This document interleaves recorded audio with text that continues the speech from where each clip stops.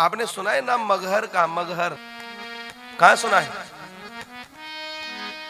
मगहर का नाम सुना है? कबीरदास जी ने कहा था ना कि भाई काशी में तो सब जग मरता है पर मैं तो मगहर में मरूंगा, क्योंकि मगहर के लिए आज भी एक ऐसी बात प्रसिद्ध है कि मगहर में जो मरता है वह नरक में जाता है। आज भी भारत यही आप लोग जब गोरखपुर जाएंगे दिल्ली से, गाजियाबाद से और गोरखपुर के लिए, तो रास्ते में वह स्थान आता है और एक नदी पड़ती है कर्मनाशा नदी है, सुना है बोल है? हाँ, तो कर्मनाशा नदी भी पड़ती है रास्ते में, कर्मनाशा नदी, और जो है और मगहर भी पड़ता है रास्ते में।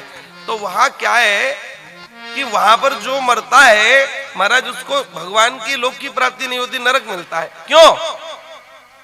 बोले इसलिए कि जो त्रिशंकु उल्टा लटका हुआ है उसकी जो परछाई पड़ रही है भारत की भूमि पर वो मगहर में पड़ रही है, वो गुरुद्रोही है, और गुरुद्रोही की परछाई के बीच में जो मरेगा वो नरक में ही जाएगा। इसलिए मगहर में जो भी मरता है और जब वो उल्टा लटका तो उसका पसीना और उसके जो जीव की मुंह की लार गिरने लगी नीचे, महाराज उसी से एक नदी प्रकट हुई, उसी का नाम कर्मनाशा नदी है। कर्मनाशा नदी का अर्थ क्या? बोले वहां पर जो भी उसका दर्शन भी करता है तो उसके कर्म नाश हो जाते, अच्छे कर्म सदकर्म नष्ट हो जाते। कर्मनाशा नदी का ट्रेन में भी हम लोग जाते हैं ना, तो हमारे जो गुरु संत भगवान ही कहते हैं भैया खिड़की बंद कर लो खिड़की। हमने की क्यों? बोले नदी आ रही है उसको देखते नहीं है। क्यों? बोले गुरुद्रोही की लार टपक टपक करके वहां गिरी, तो गुरुद्रोही है, भगवान से विरुद्ध चलता है, इसलिए उसकी ये गति हो रही है। महाराज हम लोगों ने फिर वह बंद करके ऐसा करते। तात्पर्य हम ये कहना चाह रहे थे आपसे,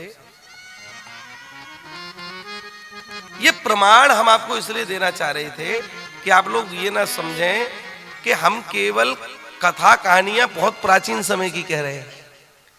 कथा प्राचीन है पर परिणाम उनका आज तक भी है। आज भी कोई मगहर में मरना नहीं चाहता।